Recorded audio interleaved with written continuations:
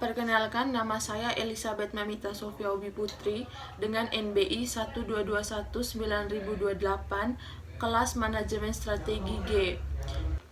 Di sini saya akan menjelaskan tentang membangun kerjasama dalam bisnis di era globalisasi. Globalisasi berdampak pada semua aspek kehidupan manusia, seperti aspek sosial, politik, bahkan ekonomi. Dalam aspek ekonomi,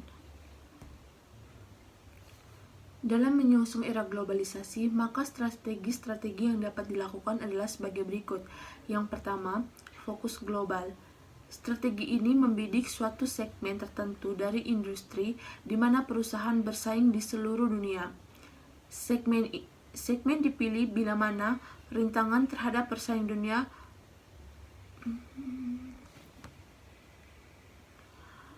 Dalam menyongsong era globalisasi, maka strategi-strategi yang dapat dilakukan adalah sebagai berikut. Yang pertama, fokus global. Strategi ini membidik suatu segmen tertentu dari industri di mana perusahaan bersaing di seluruh dunia. Segmen dipilih bila mana rintangan terhadap persaingan dunia rendah dan posisi perusahaan pada segmen tersebut dapat dilindungi dari sebuah persaing global. Hasil dari strategi ini adalah biaya yang rendah akan terdefinisikan dalam segmennya.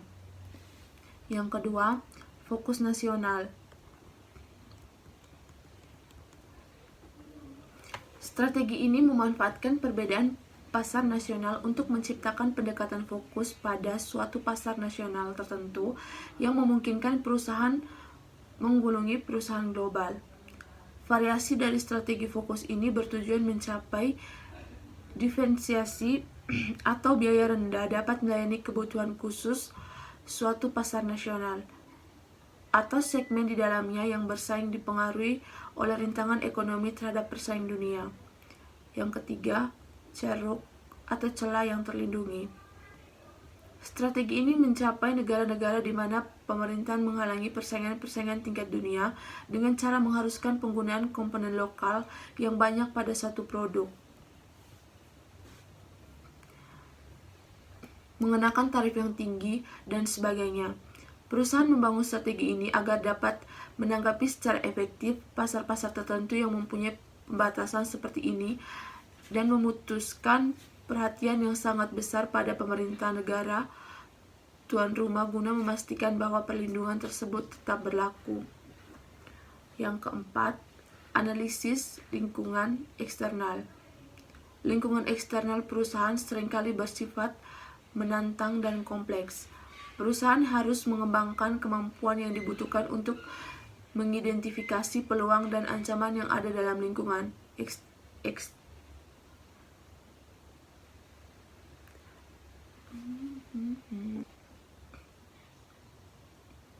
Yang keempat, analisa lingkungan eksternal. Lingkungan eksternal perusahaan seringkali bersifat menantang dan kompleks.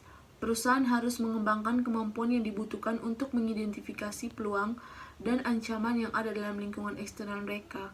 Lingkungan eksternal ada dua bagian, yaitu lingkungan umum mencakup 5 segmen, yaitu yang pertama, demografi, ekonomi, politik, hukum, sosial budaya, dan teknologi.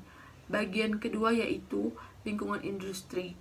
Faktor-faktor ancaman masuknya peserta dan teknologi.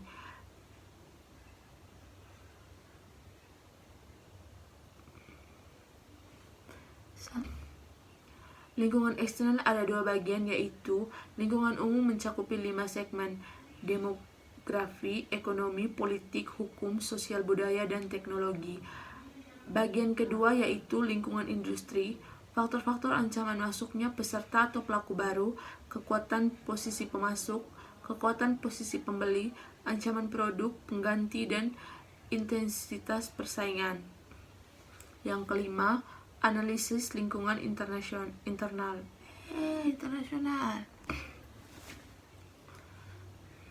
Yang kelima, analisis lingkungan internal.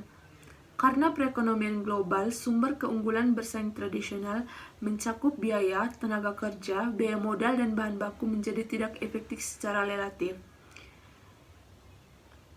Para manajer dievaluasi dalam hal kemampuan mereka untuk mengidentifikasi, memelihara, dan menggunakan kompetensi itu perusahaan mereka, baik lingkungan internal maupun eksternal, mempengaruhi usaha perusahaan untuk mencapai daya saing strategi dan laba di atas rata-rata. Akan tetapi, dalam perekonomian global, mungkin kompetensi inti, sifat lingkungan umum, industri, dan bersaing harus dipandang sebagai dasar utama untuk perumusan dan penetapan strategi. Seringkali pesaing mempelajari bagaimana untuk meniru manfaat strategi suatu perusahaan. Dengan demikian, setiap perusahaan ditantang untuk menggunakan keunggulan persaing yang dimiliki saat ini, sementara secara bersamaan juga menggunakan sumber daya, kemanusiaan, dan kompetensi untuk membangun keuntungan dan relevan di masa depan. Globalisasi berdampak pada semua aspek kehidupan manusia seperti aspek sosial, politik, bahkan ekonomi. Dalam aspek ekonomi, globalisasi menuntut semua kita, terutama pelaku bisnis atau usaha, untuk melakukan strategi antisipatif guna memenangkan persaingan global, karena makna globalisasi itu sendiri bisa berarti proses kapital raksasa global berbisnis ke seluruh dunia tanpa hambatan. Pertimbangan global praktis berdampak pada keputusan strategi dunia dari perspektif orang lain telah menjadi masalah hidup atau mati untuk bisnis.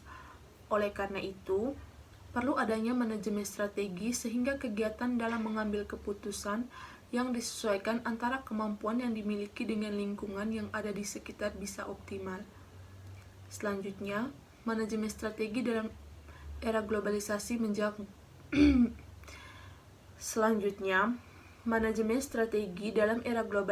mencakup sejumlah faktor seperti pesaing, pasar, harga, pemasok, distributor, pemerintah, kreditor, pemegang saham, dan pelanggan di seluruh dunia.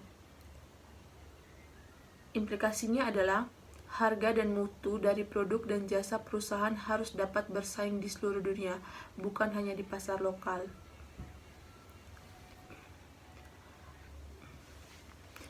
Manajemen strategi dapat didefinisikan sebagai gabungan antara seni dan ilmu dalam hal memformulasikan, mengimplementasikan, dan mengevaluasi keputusan-keputusan lintas fungsi yang memungkinkan suatu organisasi untuk mencapai tujuan di masa datang.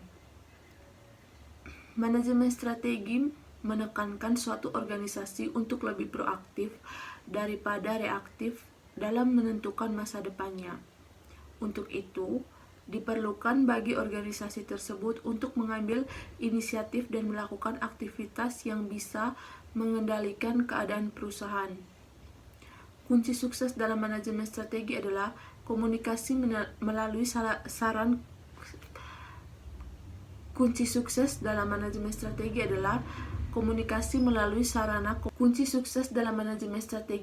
komunikasi melalui saluran komunikasi.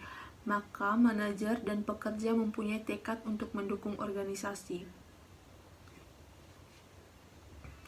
Globalisasi adalah penyebaran inovasi ekonomi ke seluruh dunia serta penyesuaian politik dan budaya yang menyertainya dalam menghadapi era globalisasi.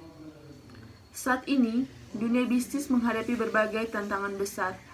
Jarak geografis dan budaya yang telah menyempit dengan munculnya pesawat udara, mesin faks, sambungan telepon dan komunikasi global serta siaran televisi. Kemajuan ini telah merangkul seluruh negara di dunia ke dalam suatu ekonomi global.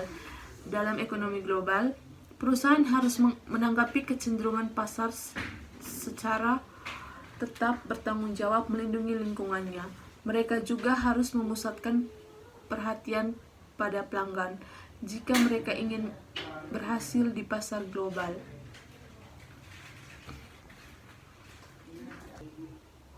Dalam aspek ekonomi, globalisasi menuntut semua kita, terutama pelaku bisnis atau usaha, untuk melakukan strategi antisipatif guna memenangkan persaingan global, karena makna globalisasi itu sendiri bisa berarti proses kapital